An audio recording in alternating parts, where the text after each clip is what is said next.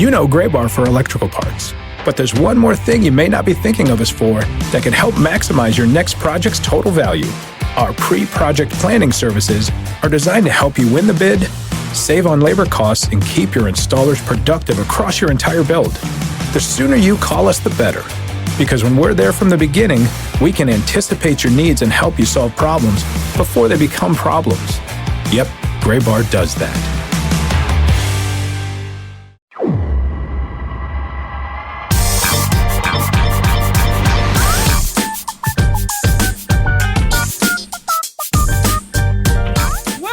To this week's episode of the Show Before the Show podcast from MILB.com, the official podcast of minor league baseball. I'm Tyler Mon. Sam Dykstra is in New York City, sitting in front of a gorgeous shot of the Brooklyn Bridge. Did you take this one?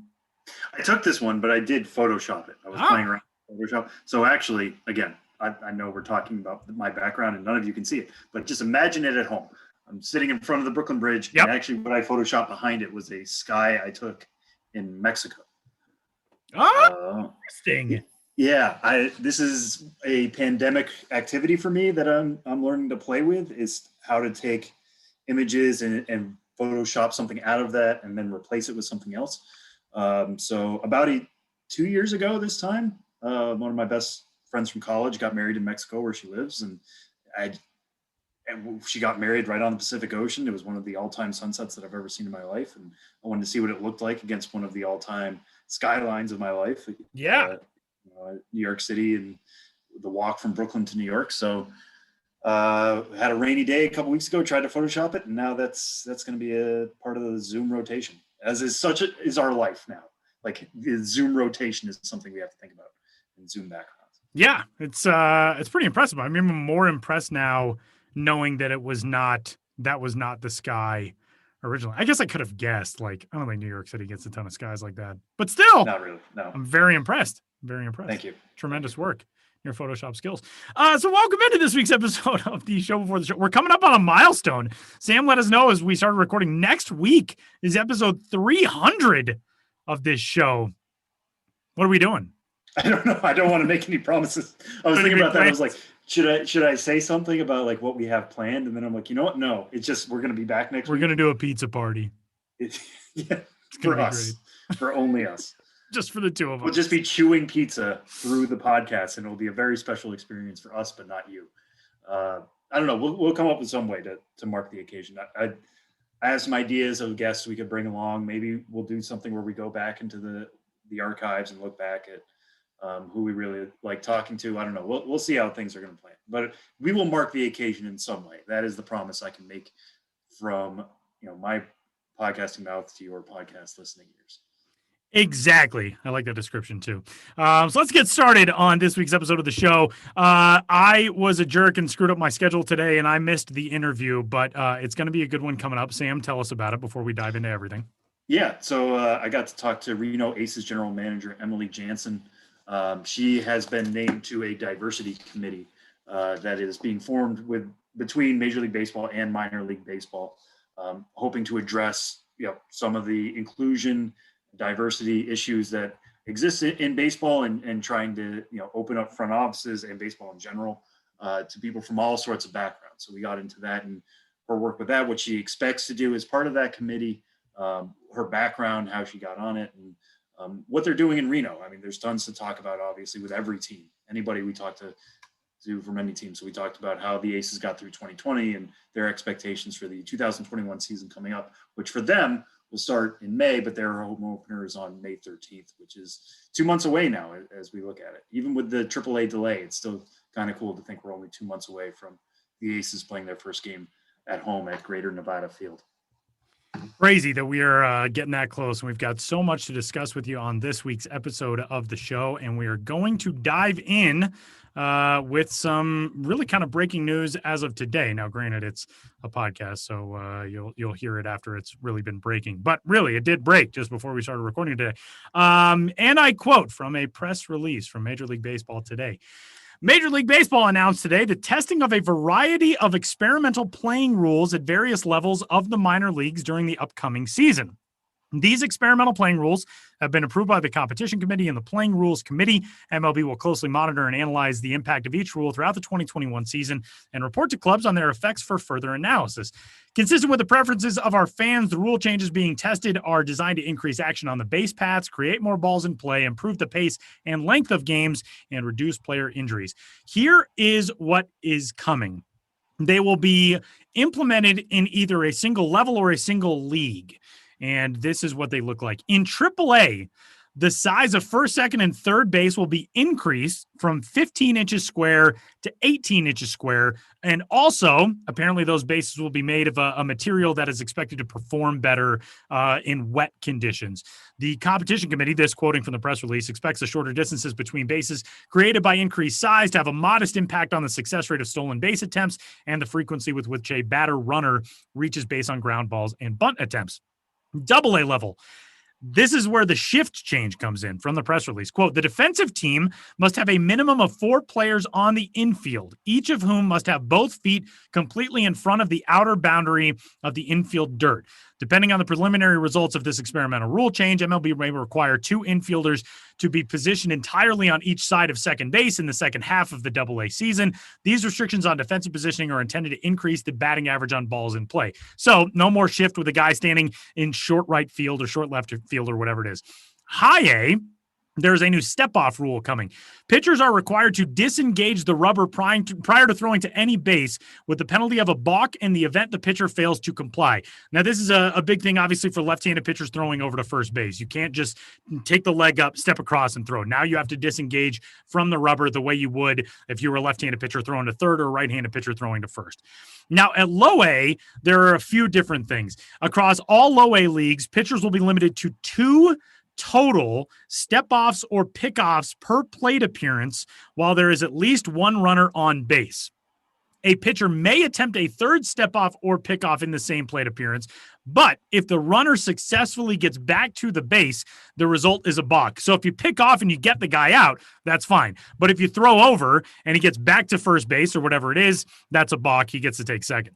In the low A Southeast League, in addition to those same limitations on step-offs and pickoffs, MLB will expand testing of the automatic ball strike system. So that, quote, for a lack of a better term, quote unquote, robot umpires. This is something that we were anticipating in the Florida State League before the start of the 2020 season. And then, of course, that league did not happen. This is a system that will, quote, assist home plate umpires with calling balls and strikes, ensure a consistent strike zone is called, and determine the optimal strike zone for the system. In low A West, in addition to all of the step-off and pickoff stuff, this follows successful pace of play rules that were in place in the Florida State League in 2019, and this is pitch clocks. On-field timers, 1 in the outfield, 2 behind home plate between the dugouts, will be implemented to enforce time limits between the delivery of pitches, inning breaks, and pitching changes. The new on-field timer in Low A West will include new regulations beyond the system currently used in AAA and AA to reduce game length, and improve the pace of play. In all reality, this is not going to largely affect the way people watch games. When you show up to a ballpark, it's going to look pretty much the exact same. This is not, the batter can steal first base now. Or if you hit a guy with a thrown ball, he's out, the way that, it would have been in the 1870s. These are a lot of changes that I think are predicated on some really good research that the rules people have done on the MLB side and are looking to maybe bring up to the major league level at some point. But Sam, your reaction to all this stuff as it came out today? Yeah, I think one thing, I don't know if you said the detail, I just want to throw it out there real quick. The pitch clock that's coming to Low A West is 15 seconds, which is a little quicker than what they've been dealing with so far. So again, that's just supposed to speed it up. If you're sitting there at home wondering, why is that in Low A West? And then the robot umpires are in Low A Southeast, and some rules are at AA, some rules are at High A. It's basically isolating everything because they want to measure how it's going to work, how it's going to affect balls in play, how it's going to affect stolen bases. And if you get one league that's going to have all the changes, it's tougher to say what actually sped things up or what had a better effect on balls in play. So by isolating it across multiple levels, and then in some cases isolating it within leagues in those levels, it's easier to test this stuff. I think my first initial reaction was I'm excited by 2 of these things, I think. Like straight up just excited. The larger bases in AAA, The idea that there are going to be potentially more stolen bases. It is a little easier to steal. It is a little tougher to slide off the base because it's a little slick or something like that. I know replay isn't a thing at AAA, but how many major league games have we watched in which it's come down to the guy just slightly raised his hand and it's out because he was off the bag? In all reality, he beat the throw. He should have been safe, but according to the rule, he was off the bag. So the idea that it's a little stickier is exciting. But I think of somebody like Nick Heath, who we've had on the show, led the minor leagues in stolen bases a couple of years ago. In all reality, probably going to be at AAA this year. Again, how many stolen bases can he get if he's back in AAA with slightly larger bases? How many times was he thrown out by just a couple inches? Hey, now if we're talking about 3 inches on both sides, both 3 inches at first and 3 inches at second, could he steal 75 plus bags at AAA? I don't know. I'm excited to find out. I think that's going to be great. I'm also excited about the limits on pickoffs. The fact that it's limited to 2. There's really nothing I hate more than the constant throw over. I think it slows down the game incredibly. I don't think there's really any benefit to it whatsoever from a fan's aspect, certainly, but from a game aspect at all. You can think of like one exciting time in history with the throw over, and that was Dave Roberts in the ALCS, where everybody in the ballpark knew he was going, no matter the throw over amounts, all that stuff. That's like the only time in history where it's like, the throw over is suspenseful. Most of the time it's like, this is dumb. Just deliver a pitch. Yeah. And not only that, though, I feel like if you're throwing over 3 or 4 times, it's not necessarily to limit the runner. It's almost to like center yourself as a pitcher. Like you are afraid to throw the ball at that point. And if you just throw it over. Yeah, it becomes a crutch. Yeah. And just if anything, we've all talked to pitching coordinators, pitching coaches, managers who say like the guy just needs to focus and center himself and get into rhythm. And if anything, this is going to teach guys at the low A levels to really just get the ball, focus on what you need to do and pitch it and throw it and allow that development of controlling the running game to maybe come at other levels. But I'm excited by that for sure. Now the shifts, I think, is maybe the most controversial outside of the robot umpires, and I'll get there in a second. I know there's some traditionalists who are like, ban the shift. The shift needs to be over with. I like this way of doing it if they are going to do it. If you're going to test it, the idea of putting all 4 infielders need to be on the dirt is a good way of kind of putting your toe in the water and seeing what effect that's going to have. Now, you could have 3 guys on the right side of the infield still, but you can't have, like Tyler said, a guy in short right. Those balls in which, I grew up watching David Ortiz. David Ortiz would face so many shifts in which he would smack the ball as hard as he could to short right, and it would be caught by the second baseman. That's going to be gone now. What is there going to be a tangible effect? Is it something you're going to notice from the stands? Probably not, but we might look at AA stats by the end of the year and realize the BABIP is slightly higher or averages across the board are slightly higher. I think that's good. I will be interested to see if they put that second half rule into place and what the benchmarks are. The idea of there being like, I don't think they're going to put a line in the middle of the field, but the idea of now umpires have to watch 2 guys being on the right side, 2 guys being on the left side. I think that gets a little hairy. But again, the minor leagues are where things are tested. The DH was tested in the minor leagues. This is where a lot of these things happen. The automated ball strike system, robot umpires, as we're all going to call them, let's be honest, was always going to come to the Florida State League. We were expecting that last year. I wrote up a whole story about how teams were preparing for that. Guys had seen it already in the Arizona Fall League. As part of that story, I talked to Royce Lewis about it. He said it was interesting going through that because you lose the human aspect, obviously. When you want to say, hey, was that on the outside corner? I thought it was outside. The guy, he can only shrug. The umpire can only say, hey, listen, in my ear, I heard that it was a strike. It is a strike. It is what it is. But it also changes so many other aspects of the game. So much of what we talk about now with catching development is framing, right? Is stealing those extra strikes. It is a skill that has to be taught. It's a skill that has to be learned. And now all of a sudden, if it's just like, hey, just catch it wherever, and they're going to call it ball strike, that's something that's getting taken away from these low A Southeast catchers. How are they going to develop as a result? Is it something they have to prepare for later? I don't know. We'll have to keep an eye on that for sure. But also just pitchers. One thing Royce Lewis said, and we've had guys on the podcast who have said this, if you throw the breaking stuff, particularly spiked curveball that's just going to nick the top or the bottom of the zone, that's still a strike. The robot's going to see that as a strike, and what the batter's going to see is the ball that hit the ground. So have they gotten more accurate with that since the fall league? Is that going to change how pitchers pitch? Are we going to see more breaking balls? Because, hey, listen, if I'm going to throw it, that's something that's just going to get your knees, but you can't hit it anyways. I'm going to throw that pitch a lot. So a lot of this is, we can sit here and talk all day about the effect it's going to have. And I'm sure we're going to be writing a lot about that over the next 2 months. But a lot of these are, we're going to have to see what's going to happen once they're in play. And even then, it's going to take weeks and months to really measure the effects of this on gameplay. Are games shorter? Are more balls in play falling in for hits? Are there more stolen bases? Is this a more enjoyable product to begin with? If it feels weird and it feels stunted and it doesn't feel right, then maybe all this gets scrapped. Who knows? But we're not going to know until things get really settled. So it's something to watch when you get to the ballpark. Maybe you can notice the differences. Maybe you'll see your favorite prospect get an extra hit that he wouldn't have gotten. And that's certainly a good development. But a lot of this is going to have to wait until May so we can really see this stuff get off the ground.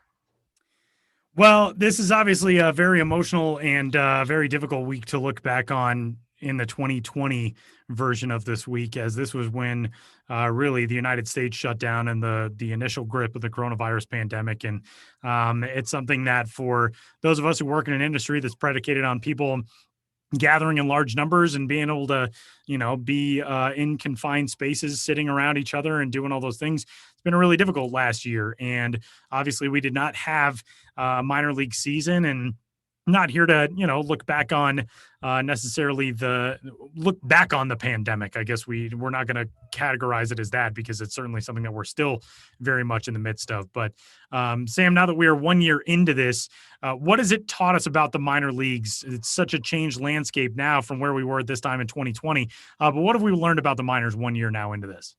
Yeah, I mean, that's the thing, is that I think a lot of other sports can be like, here's what we learned about resiliency and what we're able to do as a sport, how we're able to get through a lost season and all that. And I think there's lots to talk about with the minor leagues in terms of that, drive up concessions and, using the ballparks for other means, using them as restaurants, using them as drive up theaters, all that kind of stuff has been really, really fun to see. But at the same time, over the last year, we've also, let's be frank about it, that there have been 40 plus teams that have been cut from the minor league structure. They found new partner leagues or wood bat leagues or anything like that.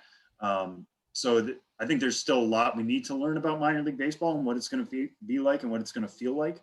But just at the club level, I remember thinking last year when we knew the season was going to be canceled, there are going to be a lot of teams that are going to struggle, and they are struggling. Like, let's not, again, be frank about this, but what the ability, the fact that we are sitting here in March 2021, there was no minor league season last year, but yet there are 120 teams raring to go for a May opening day, and we are sitting here with some optimism is huge. It's amazing that we're able to do that. That teams were able to survive, that they were able to get through that is massive. And it's certainly a credit to the minor league spirit. It's a credit to minor league ingenuity in coming up with ways to stay afloat in some ways, and also just in some ways even thrive. Like, I'm sure there are some ideas that came out of the pandemic that we're going to see put into place during the season and then become minor league staples going forward. Minor league landscape is such a creative one, and that is the backbone of minor league baseball. But it's a big reason why things were able to survive the last year the way they are, and the way we're able to look at May 4th coming up as minor league opening day and get excited about it again. As Tyler said, there's still so much we need to do. We still need to be careful. I know the Rangers have announced full capacity back in Arlington. If you're going to go to a baseball game here in the next few weeks, if you're going to one in Florida or Arizona, I'll say it again, please be safe. Please be careful. Please take care of those around you. Make sure you're still wearing your mask. Make sure you're still keeping distant, even if you've been vaccinated. And I'm very grateful that you have been vaccinated, but still make sure you're taking all the steps to take care of others, because we're not out of the woods of this yet. But the fact that we can see the end of the light at the end of the tunnel and we're almost there is huge, and so big for the mental state of all of us, but just for the idea of where minor league baseball can go next. And we almost have this part of the sports history behind us is so big, and I'm so grateful for that. And our final topic for this week's opening segment, which we're not yet calling Three Strikes. I don't know what arbitrary moment I'm going to be like, you know what? Three Strikes is back, baby. But it'll come soon. Spring training. We are a couple weeks now into games. Some real storylines have started to shape up. Sam, what's standing out to you right now in the Cactus League and the Grapefruit League? Yeah, so a couple things. I may have mentioned some of these last week, so I don't want to double up too much. But one that's really stood out to me so far is Bobby Witt Jr. Just the ascendance of he's one of the best prospects in baseball for a reason. We had him on the show before. Certainly confident in himself. Certainly sounds like he had a very strong alternate site last year, hung together with major leaguers and near major leaguers, despite the fact that he hadn't played full season ball yet. But the fact that he's backing that up again, as of right now, he's 7 for 21 this spring with 2 homers, one of which went 484 feet. That's crazy. The fact that he's able to put together that much power this early in his career and doing so at basically the highest level he's ever played. So the fact that Bobby Witt Jr. can continue to do this is really, really big for him. Some of the other prospects that are kind of performing the way we expected them to in some ways, Andrew Vaughn continues to make a strong case to win the White Sox DH role. That's something we have to keep an eye out for, is guys who could potentially win jobs. So much of this is just fun to see prospects on the field again that we kind of forget. Hey, they're there to potentially win a major league job. Andrew Vaughn is definitely in that conversation at DH for the White Sox. Similarly, Taylor Trammell, who I think kind of fell off, after yet another trade for him. He goes from the Padres to the Mariners. I believe he's MLB Pipeline's now number 100 prospect, but he's had a really strong spring at a time when he needs to have a strong spring. Jared Kelenic, a lot of discussion about him being the opening day left fielder for the Mariners. Some injuries have put off those ideas for a little while. We'll see when he's going to return. But Trammell's making the most of his chances here.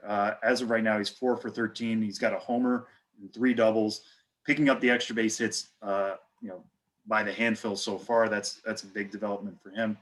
One other one I've been keeping an eye on is Mackenzie Gore. He's somebody who I thought, I didn't think he was going to win a major league job coming out of spring training. He didn't get the call last year. In fact, the Padres called on Ryan Weathers before they went to Mackenzie Gore. So you could kind of see where he was in the pecking order, but it felt like he was the number 6 starter for the Padres right now. He's had a couple outings so far. The stuff has sort of been there. It's just inconsistent, which is what we heard about so much from him last year at the alternate site, is that he was working on mechanics. He was working on his delivery. He was working on consistency. Command has been a little bit of a problem for him so far. He is throwing in the mid-90s. He is getting swings and misses. So all the pieces are still there.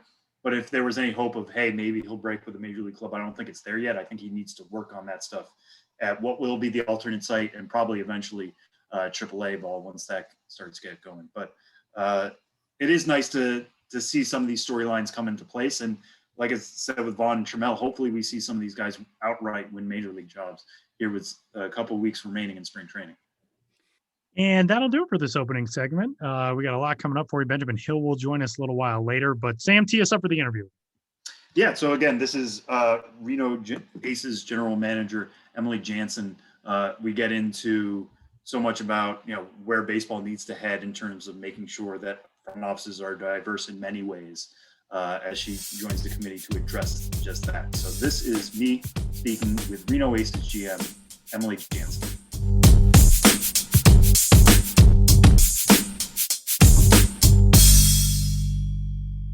This past year has shown us that without your health, you have nothing. If you're not well, you can't work, look after yourself, or take care of your family. You can't enjoy the life you've worked so hard to build. That's why you need to prioritize taking care of your long-term health today, before it goes from good to bad to worse. So invest in your long-term health with Forward. Forward is intelligent medicine with a personal touch. Their doctors are dedicated to catching top killers like cancer and heart disease early before it's too late.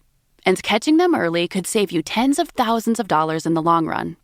Everyone's health history is different, which is why Forward Doctors personalize a health plan with you, based on your genetics, lifestyle, and biometrics to achieve long-term results and ensure nothing gets missed.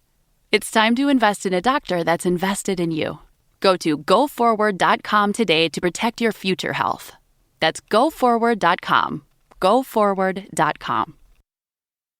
Well, we're very pleased this week on the show before the show of the Minor League Baseball podcast to be joined by Reno Aces general manager Emily Jaenson. Emily, thanks so much for joining us. How are you doing? Yeah, my pleasure. Great to be here. Yeah, no, thanks so much for doing this. And a big reason why we wanted to have you on the show this week is that news came out on March 9th that you will be part of this year's Diversity, Equity, and Inclusion Committee. It's the first of its type at the AAA level. It's kind of a bond between Major League Baseball and Minor League Baseball. Some people from MILB on it, some people from MLB on it. Just take us through what that committee is going to be like and how you envision your work with that committee. Yeah, so I'm personally passionate about supporting and elevating women and creating visibility for women who work in sports. And so being a part of this committee, I'm excited to expand and engage to support all less privileged identities. I'm also thrilled that I can represent Reno on the national baseball landscape. So out of 120 minor league baseball clubs, we are one of 5 who get to represent on this committee. The final member, of course, being Michelle Meyer-Ship with MLB. Yeah, and what is the work going to be of this committee? Because you mentioned it is a pretty solid group of you who are going to be on it. Michelle Meyer-Ship, who you mentioned, Marty Cordero, Harold Craw, Chuck Greenberg, Ellen Benavides, and Susan Savage, owner of the Sacramento River Cats. But when are you guys starting to work together? Like, what is it going to look like? What are the next steps here? Yeah, I think the goal overall is to provide access, opportunities for advancement, and for employees to feel like they can grow within an organization.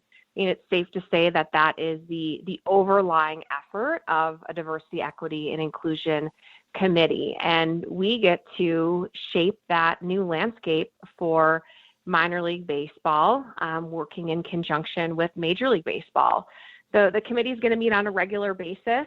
We're looking forward to meeting in the coming weeks to defining our initial objectives and what we hope to accomplish in year one. And as you stated, we've got some incredible talented to lead this diverse team. Susan Savage with the Sacramento River Cats as such a powerful female figure in minor league baseball for so many years. Marty Cordero has done so much. Harold Craw, Chuck Greenberg, Ellen Benavides has done so much up in Eugene. So I think everybody's very energized and excited to get going. And we will be getting started over the next couple of weeks. Yeah, and when that first meeting does come, you said you're somebody who's very passionate about making sure women have a place in baseball, especially in front offices. And I'm going to point people to a roundtable you were part of with our own Kelsey Hennigan earlier this offseason that I think was really important and struck a lot of chords at this time. But when you were coming to that meeting for the first time, like, what are you going to try to bring to the table? What's the first thing on your agenda? Yeah, this last year, elevating women who work in sports has gone beyond me, Emily, and my byline was the first female GM in nearly 20 years at the AAA level in 2018 when I was hired. And there's been so much progress since then. We now have 3 female GMs at the AAA level. I have expanded my voice and my footprint for women in sports. I started a podcast, Leadership is Female, where I interview female executives who work in sports. And, recently I talked to the female CEO of the New York Liberty in the WNBA. I interviewed the woman who's the CEO of the College Football Hall of Fame.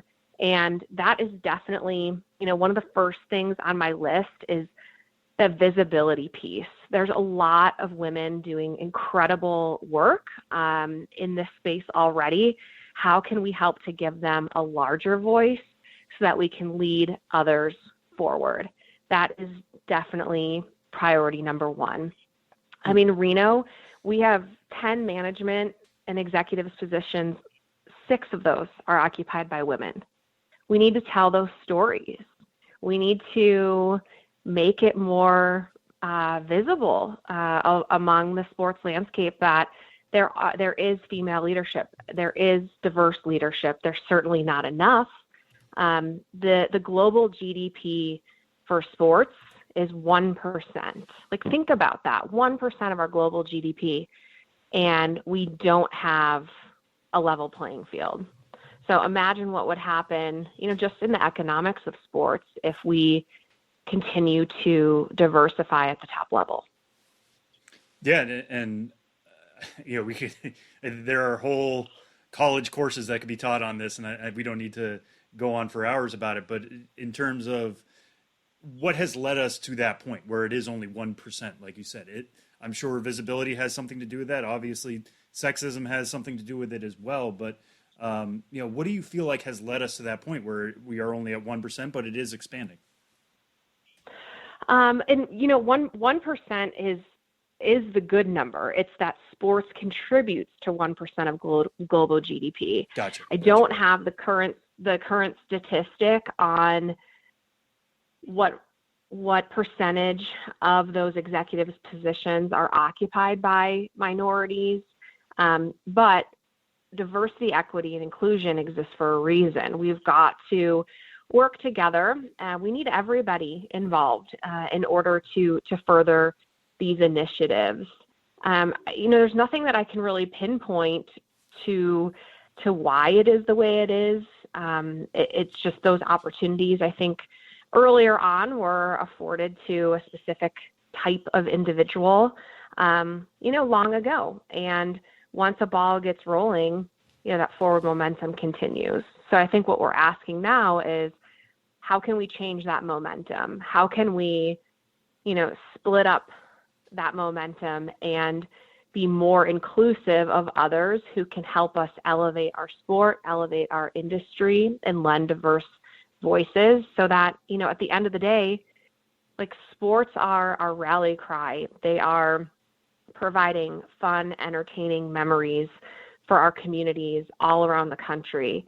If we are more inclusive in the voices that put on those events, orchestrate those leagues, it's only going to lead to more sustainable businesses for all of us.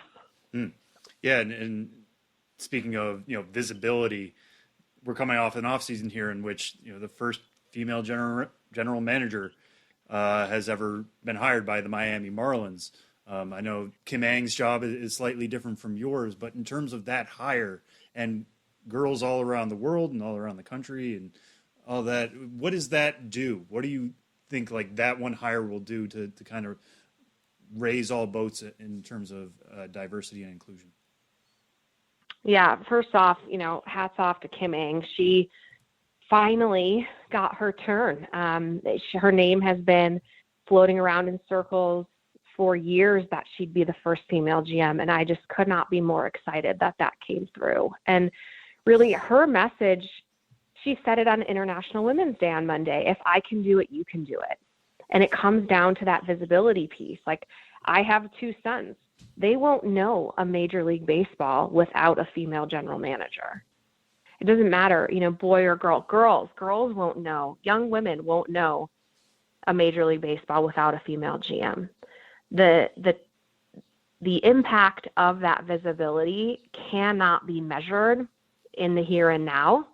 It's in the long run where we're going to see that benefit.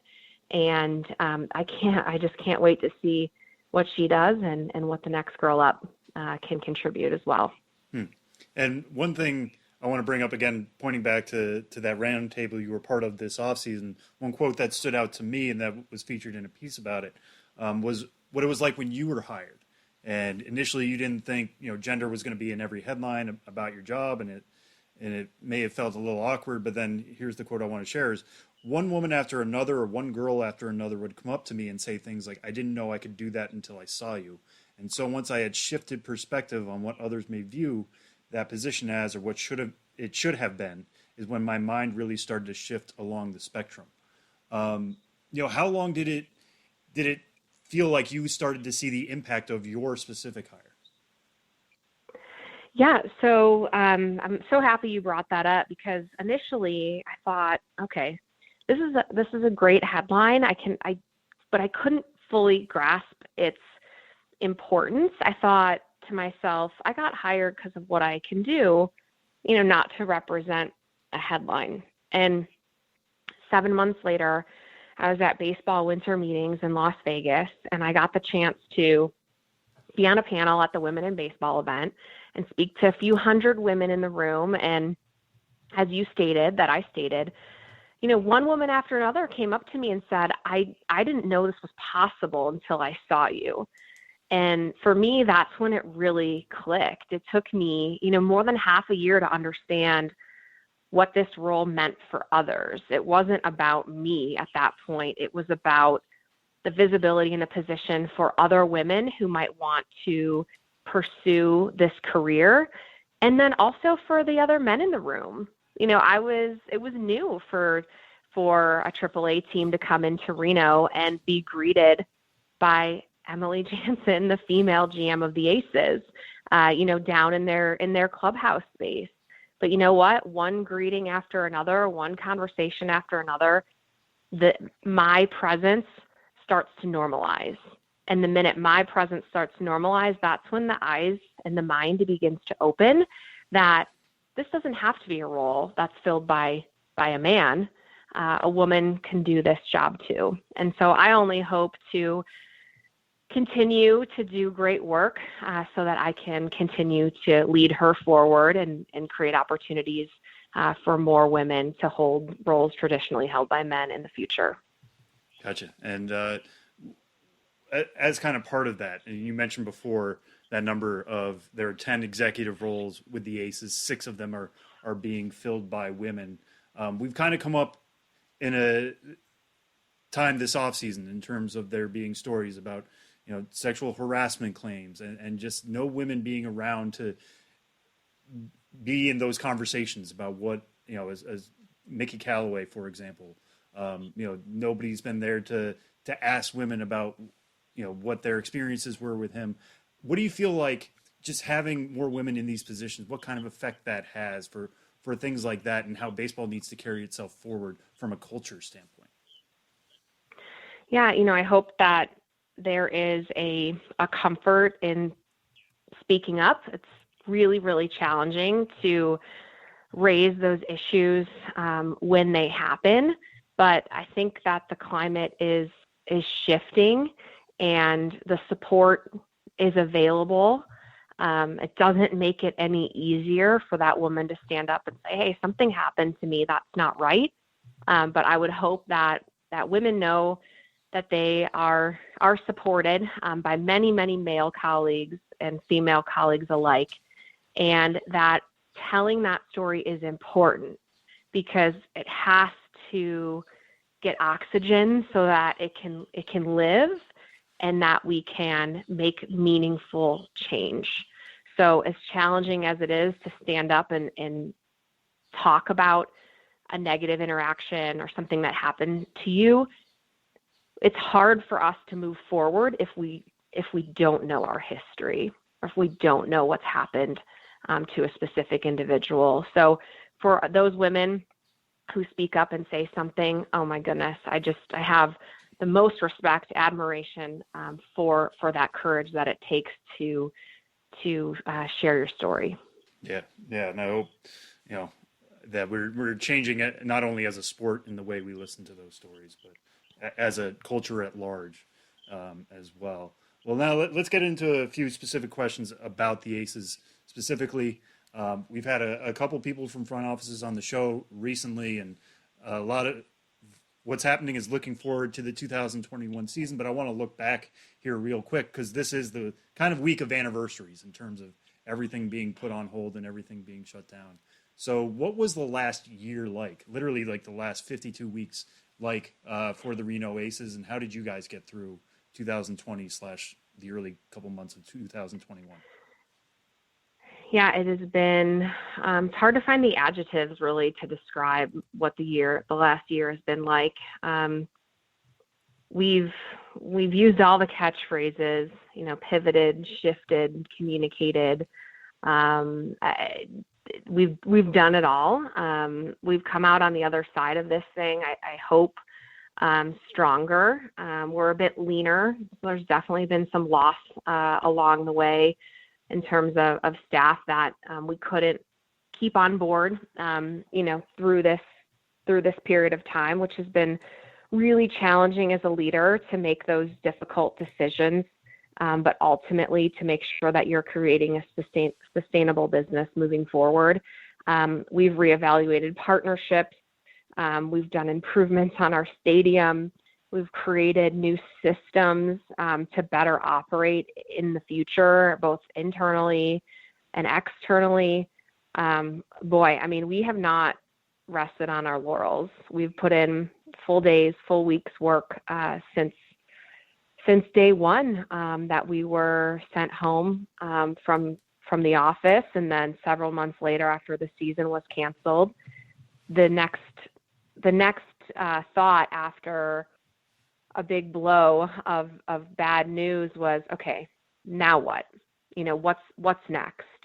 And I'm really proud of the work that the Aces have done as a leadership team to recenter, stay focused, and ultimately to be ready when that time comes. And now we're so looking forward to May 13th, where we will get to open the gates at Greater Nevada Field and welcome fans back to our stadium. And I also can't wait to see the players. I just can't wait to see the guys in their Aces uniforms take the field and continue to pursue their dreams of making it to the big leagues and hearing our fans cheer them on.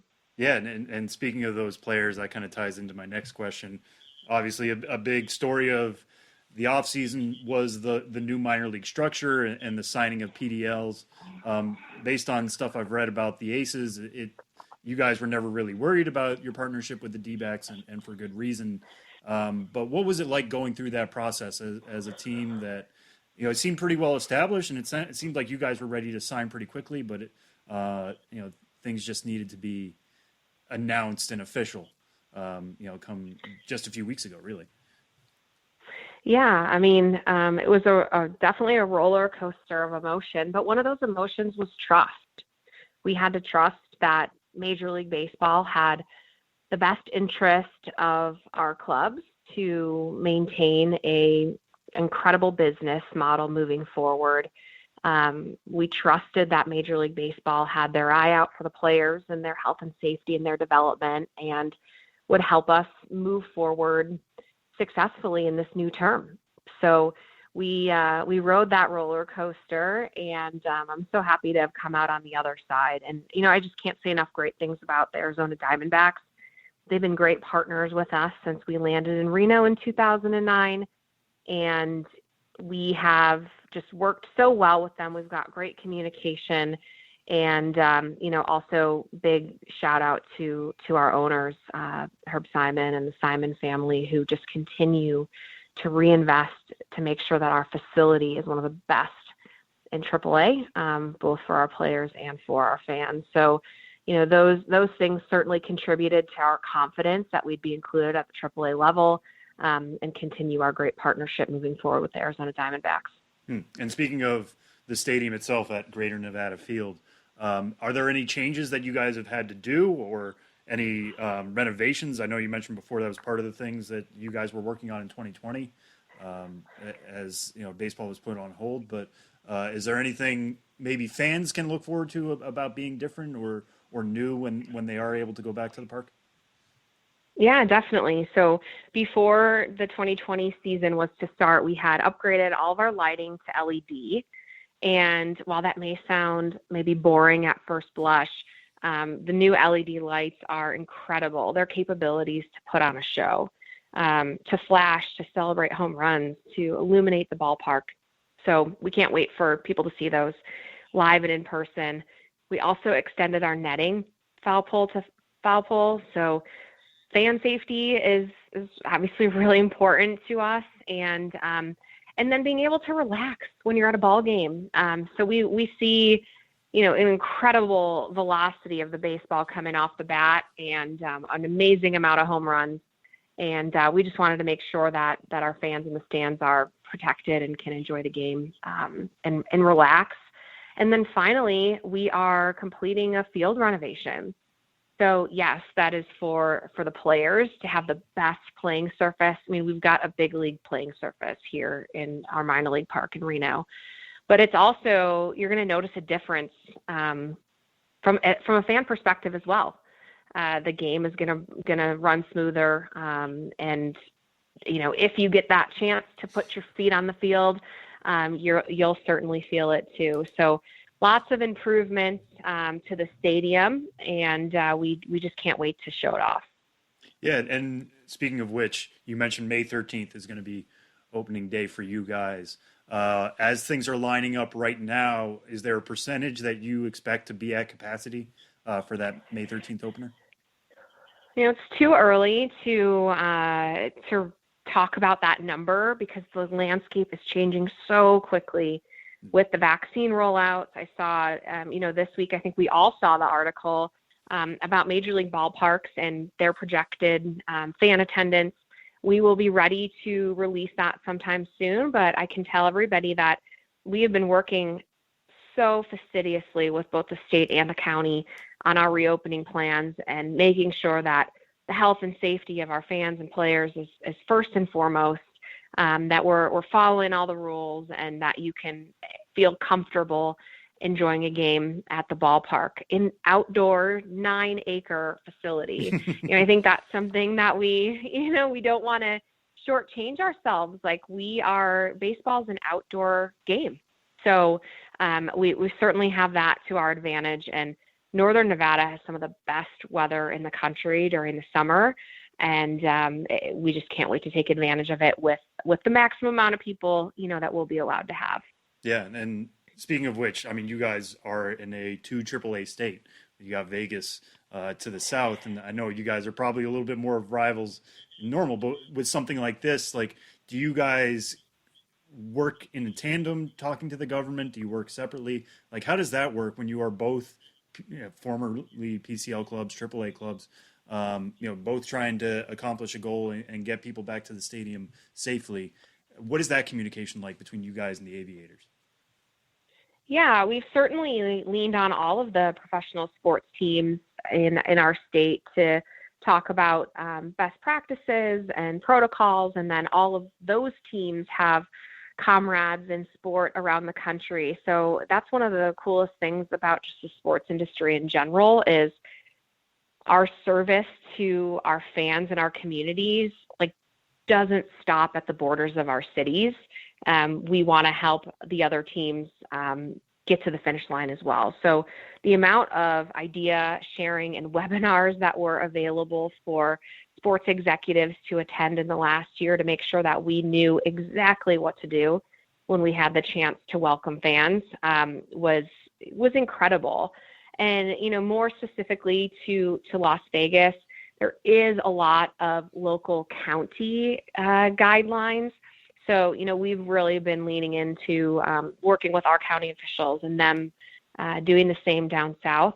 But yeah, I would just say the industry as a whole it's been an honor, in this last year to be a part of something that works so hard and that is so open to sharing and elevating each other. All right, Emily, we'll end on this one. It's so nice to ask this question, I got to say before I ask it, but so much of what we used to ask in 2020 was, what is your favorite minor league moment? Like, let's look back. Now we're actually getting to look forward. So we'll end on this one. What are you looking forward to most about that May 13th date? Like, what specific moment will you feel like, man, baseball is back here in Reno? Oh, that's such a good question and such an easy answer. And it is literally the moment that we unlock and push open those big green gates to the fans waiting outside on our plaza. That is the moment. I can almost feel it. I can hear the music. I can see the crowd. I can hear the clicking of the lock. That is the moment. I just cannot wait. All right. Well, that brings up a follow-up then. Let's say, the stadium DJ, you're the GM. They say, hey, you get to be DJ here for the first song. What song are you playing first? Oh boy, that's a tough one. I'll probably let our fans or our staff vote on that, but I'm such a traditionalist. That Take Me Out to the Ball Game. I mean, that's what we're doing. We're welcoming back baseball. We're saying, take me out to the ball game. We're saying, come to our stadium. And so I'm a Chicago girl. So I think about, my time at Wrigley as a kid and, hearing the organ, like, man, if we just had that little throwback, to open the gates and then we've got some great tunes to follow it up. But certainly Take Me Out to the Ball Game, I think, takes the cake. Yeah, I mean, I do feel like that is the easy answer, but also there's no time when Take Me Out to the Ball Game has meant more as just a phrase than it will this summer for sure. Well, Emily Jaenson, 100%. General Manager of the Reno Aces, thank you so much for taking time and joining us this week. All the best over there in Reno, and we're really looking forward to that May 13th date and everything else that comes after it this summer with the Aces. Me too. Thanks for having me.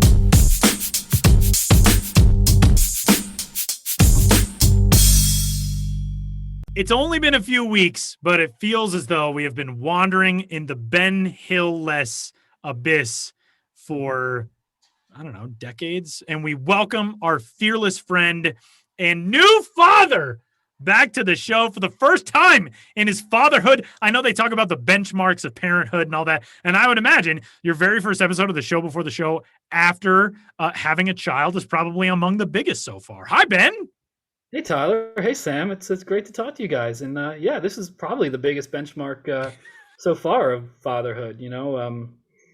I've been noticing a lot of that kind of stuff of like, what are the first records I'm playing for my son, Harry James Hill. He was born on February 24th. What are the first records? What TV shows is he absorbing? All these dumb little things, but nothing is more important than what did we talk about during the first podcast in which he was alive? I'm sure he will be asking me down the line, and he'll need a good answer from me. Yeah. And I do not want this episode to be subpar and have it something that he holds against me down the line. I'm trying my best to keep him from having as little ammunition as possible when he gets older to throw back at me, although I'm sure there'll be some. But, right now he's just hanging out a lot of time, sleeping, eating, screaming. That's basically it. Pretty much all I do. So, yeah. Last few years has been a lot of the screaming. Someday he's going to be like, what happened with those guys that you did the podcast with? And you'll be like, oh, Sam, we still see Sam. He's a star. And the other guy, he bought like a 1970s SUV and nobody ever heard from him again. So it'll be great. Tell us, this is 20, he's like 15 days old, 16 days old. What? Yes, he turned 2 weeks. When babies are so young, you're like commemorating week birthdays, so to speak. So 2 weeks awesome. Was yesterday. Today is day 15, and he's growing. I'm learning a lot. I didn't know that babies lost weight from the time they were born. I have heard that. I thought that was the benchmark that they start, and it's all uphill from there. But I guess because they just lived in this like underwater lair for so long, a lot of it is just like water they spit up. And then they got to get the weight back. So he's got another pediatrician appointment tomorrow, and hopefully he'll be pretty close back to his birth weight of 7 pounds 4 ounces. That's the goal. So rooting for him on that front, and he's looking good. He's looking good. So what is he? Being a person with no kids of my own, what is the can he like grab onto your finger yet? Is he like opening his eyes, looking around, kind of checking stuff out? I mean, babies. I read this in one of the parenting books. This is a fatherhood podcast now, by the way, for everyone. Yes.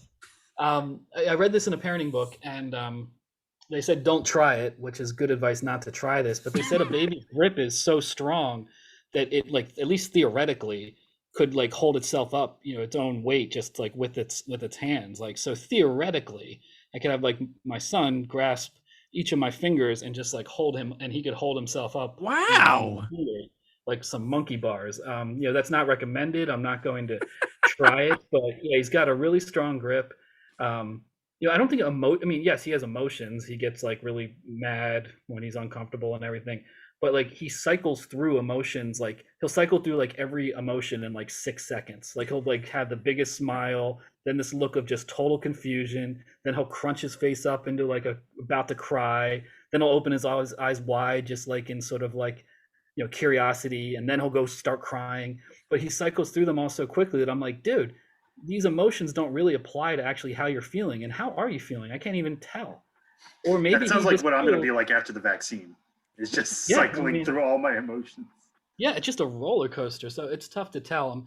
I was thinking about this the other day. A milestone they don't really tell you about, or you think about is, there's always, first words and first steps. But what I'm really looking forward to is the first time I can say he thought something was funny, like baby's first, like humorous moment. That's what I'm really looking forward to. Like, what is literally the first thing that you could really say he reacted to that stimulus and thought it was funny?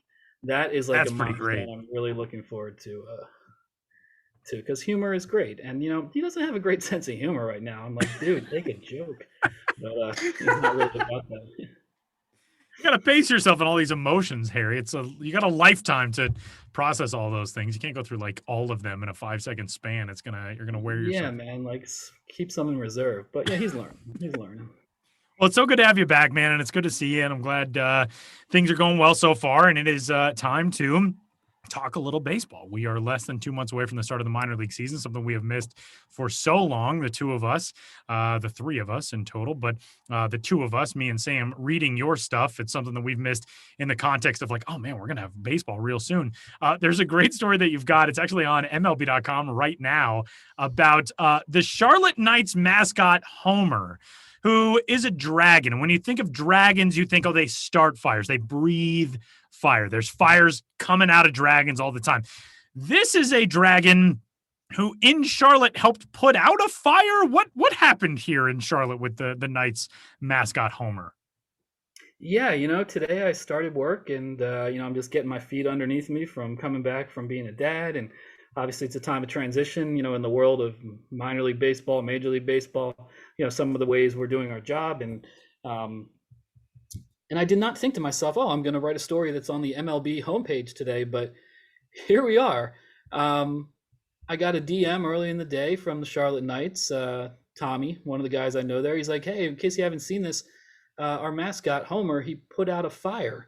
And he sent along a picture, and it's this dragon holding a hose and like literally extinguishing a fire. And I was like, okay, I got to get back on the Ben's Biz beat here, and what better time than now? And so I was like, yeah, let's talk about this. So I talked to Tommy Viola, another guy, Nick Farmer, who is the team's entertainment coordinator, close personal friend of Homer the Dragon mascot. And, what happened is they were shooting a video in the team store, modeling some merch that's available for sale this season. Homer was one of the models. Things were wrapping up down there. And the team store manager looks out the window and he's like, yo, there's a huge fire, or not a huge fire, but there's a fire outside. And there's a park, Truist Field or Truist Park, right where the Knights play. It's in downtown Charlotte. There's a public park across the street. They look out the window from the team store and there's a flower bed in this public park and it's on fire. And it's there's a fire in the flower bed. And there's just a lone good Samaritan trying to put it out with a fire extinguisher he had in his car. And he ran out of juice in the fire extinguisher. So Homer is given a fire extinguisher that the Knights had in their team store, and he runs outside and is a one-man crew fighting against this flower bed blaze. And the actual firefighters showed up, and the story was that they just like had a huge smile on their face because they need to put out this fire, but it wasn't something threatening to engulf the neighborhood or anything. And imagine if you're a firefighter and you show up to a call and there's a dragon on the scene putting the fire out, and of course the irony or the coincidence or whatever you want to put it. Of the fact that a dragon breathes fire, so you would think a dragon would create fires, but here was this dragon putting out a fire.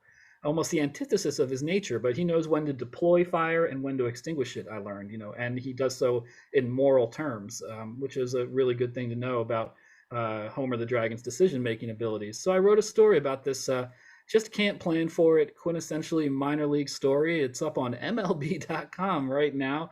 And since the Knights are a AAA affiliate of the Chicago White Sox, I believe it's on ChicagoWhiteSox.com, WhiteSox.com. And happy to give some love to Homer and how he collaborated with the men of Engine 4 Station 4, the Charlotte Fire Department, and put out a blaze and a real act of heroism from a dragon. I do want to point out real quickly that there is one mascot in minor league baseball dedicated to fighting fires, the Peoria Chiefs mascot, and his name is Homer. He's a Dalmatian who is also a firefighter. So how about that for some synergy, Sam? That is good. So well, see, my question was going to be, now I know you said that Homer was like in the team store, he was with other people, there are witnesses, but was he a suspect? I'm just saying, like, you show up and there's a fire and there's a dragon. Yeah, I know. I think his whereabouts were accounted for in the team store at the time the blaze began.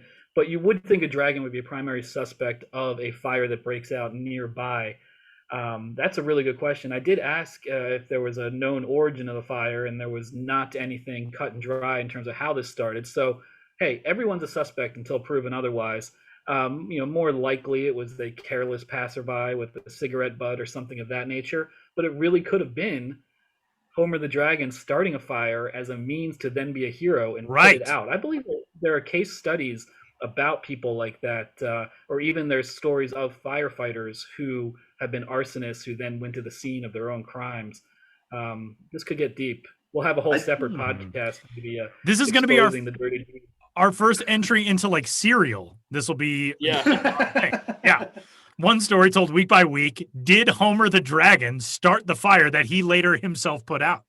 Well, I have a weird story similar to that. Not to go off too much on a tangent, we'll go on to the next topic shortly. But like my church back home in Palmer, Mass. was Second Congregational Church, and I believe the story is, somebody can correct me if I'm wrong, and I don't want to be spreading rumors, but I'm pretty sure this is it. It's Second Congregational Church because the first church was burned down, and it was an arsonist who worked in the fire department. One of those stories. How deep do these all go? I know, yeah. So it's not out of the realm of question, but I'm sure Homer had his best intentions. We're not accusing Homer of anything. Just to cover ourselves legally, we have a team of lawyers, presumably for this podcast. Just asking questions. Like any story involving dragons, there are layers. Pretty good. Ben's back, baby. Well, we can get Sarah Koenig on the phone and see if she can fire up some serial investigative work. Ben, this time of year is so different this season. Obviously, less than 2 months away now from minor league opening day in the beginning of May. You are in a much different circumstance than you've been in your career to this point, having entered into the realm of fatherhood. But as of right now, we are starting to see signs of life in minor league front offices that we have not seen in a while, whether it's promotion schedules being announced or new hires. We see a tweet or an Instagram post for, okay, we're hiring our broadcast assistant. We're hiring interns on the promotions crew. We're doing this, we're doing that. When you talk to people around the industry, which obviously you haven't been doing a ton of for the last couple of weeks because you've been attending to a tiny little human being. But what's the feeling that you get from everybody right now where it's, okay, we're going to do this in 2 months for the first time in a couple of years? Yeah, I mean, I think just like no matter where you are in life right now, seeing the light at the end of the tunnel, I think there's that kind of dual feeling of trepidation, that feeling of like, whoa, what do I do at this job? How do I do it? It's easy to feel that anxiety going in. And I'm sure there's a lot of that feeling of like, whoa, we're really going to do this. I forget what it's like. But I think like a lot of things, once it gets going, it becomes second nature again. Obviously, a lot of excitement because it's been such a long build up to seeing baseball. Obviously, a lot of concern just regarding the specifics of, ballpark capacities and all that, because, at a certain point, with ballpark capacity, it depends on the team and facility and various operating costs, and you can't make a direct equation for every ballpark because there's a lot of factors at play. But at a certain point, it's more money to have a game with and it's easier to lose money by having the game with a very small crowd than it is, that's more of a loss of money than it is just to not to play at all. So obviously that those specifics are going to vary by team. We're really just like everyone's hoping the vaccination continues to increase and we'll be seeing as close to full crowds as possible. But, after taking such a huge economic hit, throughout the entirety of 2020, last thing you want to do is finally say, hey, we're back, and then barely be breaking even, if that, on, a 20% ballpark capacity or whatever the case may be. But, fingers crossed. And, haven't seen too many like direct promo schedules yet. I think those will be interesting because teams aren't going to want to do big promotions with limited capacities. I think there'll be a lot of holdovers, or I know there'll be a lot of holdovers from 2020 in a lot of cases. I don't think too many fresh ones new for 2021, just with the cost and the turnaround time for some of that. But I'm really looking forward to that. And my hope is, and even on a personal level, in terms of maybe being able to go on a road trip or two in the late summer, that we'll get somewhere close to normal, and we'll see, maybe in August and September, the season will go later into September than usual. We'll get as close to normal as we can and see some really crazy, funny theme nights and see really big crowds. And it's going to be a case by case basis, but that light at the end of the tunnel is here. And, to sum up this rambling answer, I do think it's optimism. I mean, everyone's been through so much in this industry, just like the country at large. But if you made it this far, it's hard not to feel a little optimism, because certainly, knock on wood, what's coming can't be worse than what has already, come before. And Ben, just before we let you go here, I know you do have a series on MILB.com right now about meeting the new teams. There are some new teams that are coming to the minor league landscape right now. You're doing you've done one on St. Paul, and we talked to somebody on this podcast from St. Paul a couple weeks ago, but what have you learned as you put together this series? Yeah, I mean, it's a 3-part series, and involving the 3 formerly independent teams that are now in the affiliated landscape: the St. Paul Saints, the Somerset Patriots, and the Sugarland Skeeters. All of them played in the indie leagues, and now they're all affiliated teams. The St. Paul Saints are now the AAA affiliate of the Minnesota Twins. The Somerset Patriots are the AA affiliate of the New York Yankees. The Sugarland Skeeters are the AAA affiliate of the Houston Astros. So those are the 3 new teams of the now 120-team minor league landscape that are entering, having existed in an independent form beforehand. So I've done a 3-part article series, just basically a get to know these teams, focusing on the more operational fan experience side. So you can read on MILB.com or MILB.com/BensBiz the St. Paul Saints and Somerset Patriots stories. Those were interesting because they were sort of inadvertently a contrast in a lot of ways. St. Paul Saints, these longtime renegades, always pushing the envelope. And so they're trying to keep that renegade spirit even as an affiliated team, all sorts of crazy endeavors. And then Somerset Patriots, Yankees market, and they kind of go, the name of the Patriots, they kind of go for a more, minor league version of the Yankees with a more conservative approach. And it was just kind of funny writing those articles back to back. And, these are both encompassed under the minor league baseball umbrella, but obviously you're going to see major operating differences between the St. Paul Saints and the Somerset Patriots. And I think the Sugarland Skeeters, that article will now be appearing early next week, are probably somewhere in between those 2 extremes on the minor league operating spectrum. And so I'm just happy to share that, give people a chance to kind of get to know these new teams on the affiliated landscape. They're not playing in new ballparks that just opened, but they are new ballparks and new teams on the 2021 minor league baseball landscape.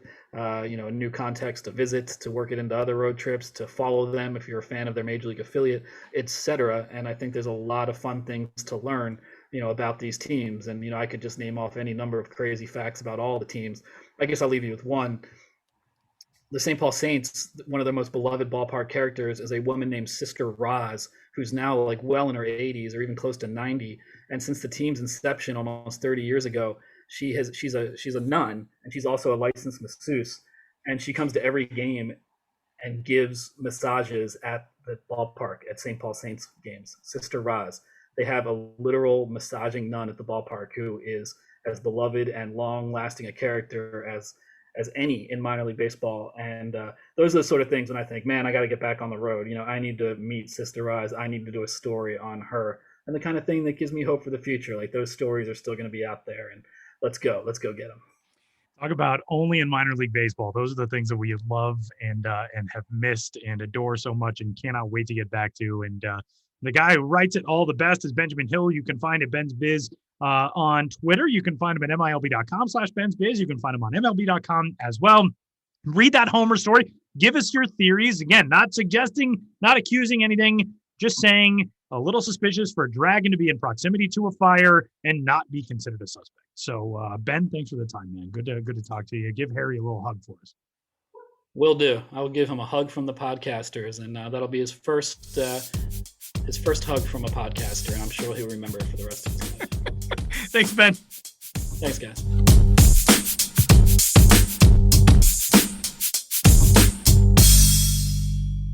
Wrapping up this week's episode of the show before the show. We don't really have anything to get to, so goodbye. No, I'm kidding. Next week, episode 300, we're going to have some fun. And I'm supposed to get obliterated by snow this weekend. Like some forecasts say between 2 and 3 feet. Ooh. Others say like 6 to 16 inches, which that's a far cry from 2 to 3 feet. Yeah. I don't know. We'll see. Oh, man. Well, I'm trying to think of, I guess just tweet us, what you guys want as part of episode 300, or what was your favorite episode of 299. You know what we didn't discuss, Tyler? What? This hit me. Tim Dillard retired. Oh, we didn't discuss that. We went through a whole discussion on the podcast of minor league baseball, and I think he was guest. He was on episode 211. Okay, something like that. You can go back in your podcatcher, just search Tim Dillard. That was a rare just me interview. We have a lot of just rare, Sam interviews, but that was a rare just me interview. And I don't think I've ever been more sad to miss out on an interview. That was Tim a fun is one. Great. It was a fun one. I tweeted out some Tim Dillard stuff when he retired. If anybody doesn't know, Tim Dillard, somebody who's been around the minor leagues for a very long time, pitched at Nashville, I feel like, for the last 10 years, whether they were a Rangers affiliate or a Brewers affiliate. And he lives there. Yeah. So, but kind of a little bit of a funky delivery, was a reliever for a while, then just needed to be somebody who could eat up innings at AAA, extended his career that way, but really made a name for himself as an internet personality, somebody who really took you into the clubhouse, made some funny videos, showed you that side of baseball. A lot of baseball, when you're not working out and when you're not playing the game, can be just sitting around. And Tim made the most of it. A lot of lip sync stuff, all that kind of really fun stuff. Go through his Twitter. You can find it there. But just made the game fun, made it a lot of fun to follow. Great interview, great guy to talk to anytime you got the chance to talk to him. Hopefully, I'm hoping, he said he's going to announce his next career. Actually, him and I have been talking back and forth. He said that announcement's going to come in a little while. So it seems like something is set up for him, which is great. I really hope he goes into the broadcast space or in communication in some way, because he deserves a big platform just to share his love of the game and bring his knowledge of the game and what he's seen from the minor leagues to a bigger audience. But all the best to Tim Dillard in his retirement coming up. Seconded there. Very excited to see what is next for Tim Dillard, one of the best and funnest guys in all of sports. And that'll do it for this week's episode of the show before the show. He's Sam Dykstra. I'm Tyler Mom. We'll talk to you for episode 300 next week.